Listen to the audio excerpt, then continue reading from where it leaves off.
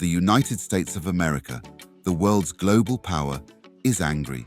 Interestingly, this time, the US anger is not directed towards its greatest rival, Russia or China. Instead, it is directed towards South Africa.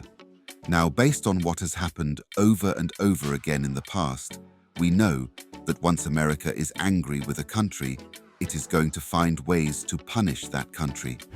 Fellow Africans, this is about to happen again. The American government wants to punish South Africa. The question is, why? What exactly did South Africa do? It's simple. South Africa openly stood against the US by dragging Israel, an ally of the US, to court, accusing it of genocide in its current fight with Palestine. If you recall, South Africa was one of the first countries to condemn Israel's actions after the October 7th Hamas attack in 2023. Not only that, South Africa decided to bring the issue before the International Court of Justice, the judicial arm of the United Nations, which has jurisdiction over every country, including the USA. In a historic moment, South Africa tabled its case against Israel on January 11, 2024, stating that Israel is committing genocide in Gaza. Although the court has yet to issue a ruling, it ordered Israel to prevent and punish direct incitement of genocide. The fact is, if the court finds Israel guilty, then the US would also be guilty in terms of complicity, because all the destruction wreaked by Israel in its war against Palestine was made possible by US weaponry. The white phosphorus burning Palestinian bodies, the 2,000-pound dumb bombs dropped on densely crowded areas, and the 155-meter artillery shells, which are inherently indiscriminate, are all US products supplied by the US to Israel. Now, while South Africa was busy celebrating its win, the US decided to retaliate by proposing a bill that has the potential to cause trouble for South Africa in various facets of business, aid, and geopolitics. The bill was proposed recently by Congressman John James and Jared Moskowitz, who are from the Republican and Democratic parties, respectively. This is very significant because the Republican and Democratic parties are opposite of each other. Rarely do they work together. So, for both parties to be in agreement, it means the United States is truly united in going all out against South Africa. The bill calls for a full review of the bilateral relationship between the US and South Africa. It states that not later than 30 days after the date of enactment of this act, US President Joe Biden, in consultation with the Secretary of State and the Secretary of Defense, shall certify to the appropriate congressional committees and release publicly an unclassified determination explicitly stating whether South Africa has engaged in activities that undermine United States national security or foreign policy interests. The bill further accused South Africa of collaborating with Russia, China, and Iran, and that South Africa was acting inconsistent with its publicly stated policy of non-alignment in international affairs by continuously siding with Hamas, a US-designated foreign terrorist organization.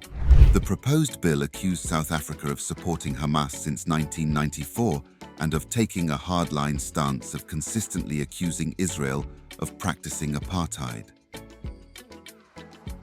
The US congressman who proposed the bill accused the South African government and ANC leaders of blaming Israel for provoking the attack on October 7th and said they had made a variety of anti-Semitic and anti-Israel related statements.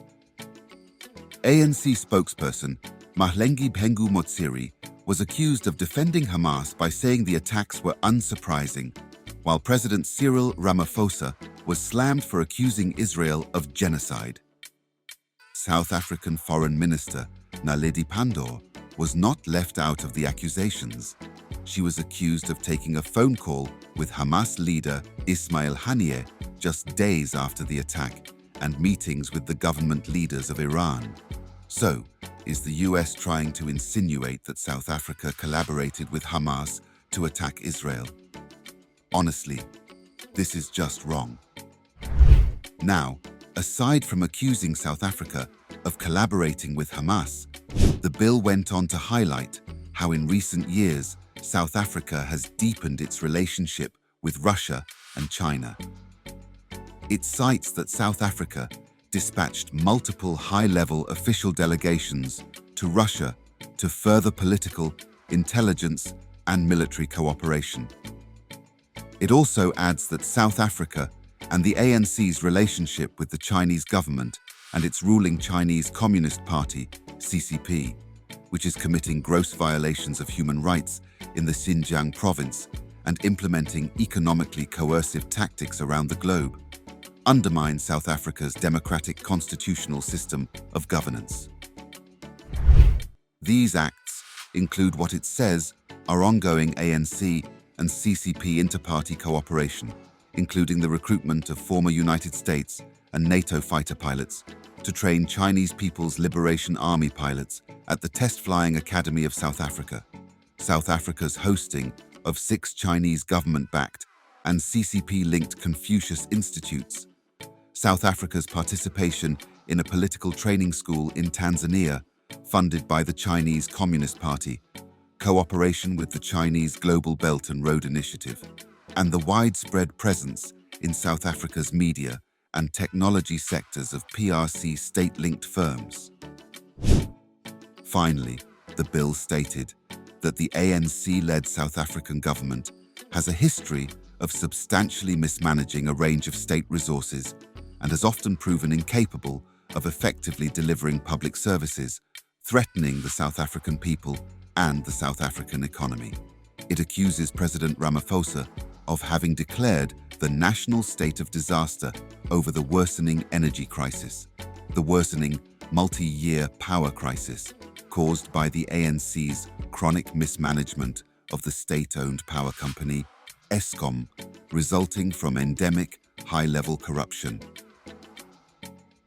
It also states that the persistence of Transnet's insufficient capacity, an ongoing outbreak of cholera, a failure to provide clean water to households, and rampant state capture are part of the ANC government's mismanagement of the state. Although the bill still needs to be discussed before it is passed by the Congress, there is no doubt that this action by the US is simply retaliation against South Africa for having the guts to stand against its policy. And it seems the US has been planning this for a while, even before the ICJ. According to an adjunct fellow at the Center for African Studies at Howard University in Washington, D.C., Michael Walsh, the ICJ case provided the policy window that triggered the proposed bill. This means that the United States has secretly been angry with South Africa. The ICJ case just brought the tension to a head. The reason why this is bad for South Africa is because if the comprehensive review and unclassified determination finds that South Africa's action undermined the US national security or foreign policy interests, South Africa could be kicked out of FOO, Africa's Growth Opportunity Act. AGOA, which is scheduled to expire in September 2025, enables more than 30 African countries to export FAN 835 types of goods to the US consumer market. And, in turn, Africa's Growth Opportunity Act affords the US access to critical minerals, product value chains, and investment opportunities in Africa. And in the whole of Africa, South Africa remains the largest US trade partner.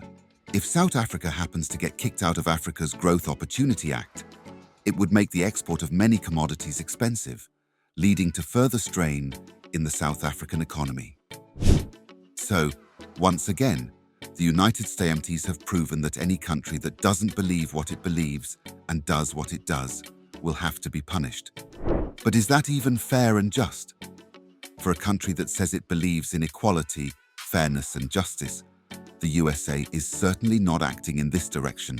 South Africa is a sovereign country, so it can support whoever it wishes to support. Just because the USA doesn't like Russia and China doesn't mean South Africa has to follow suit. But it shouldn't be surprising. After all, This is not the first time the USA has retaliated against countries that doesn't succumb to its will. Countless countries, including Russia, China, and many African countries, have suffered under the hegemonic rule of the USA.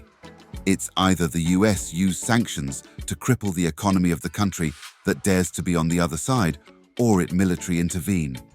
Honestly, this attitude of the United States needs to stop, or else there will come a day when countries will gather together to stand up against it, and that will be the end. Only time will tell how everything will play out for South Africa. What are your thoughts? Let's know in the comments section below. Don't forget to like, subscribe, and share this video.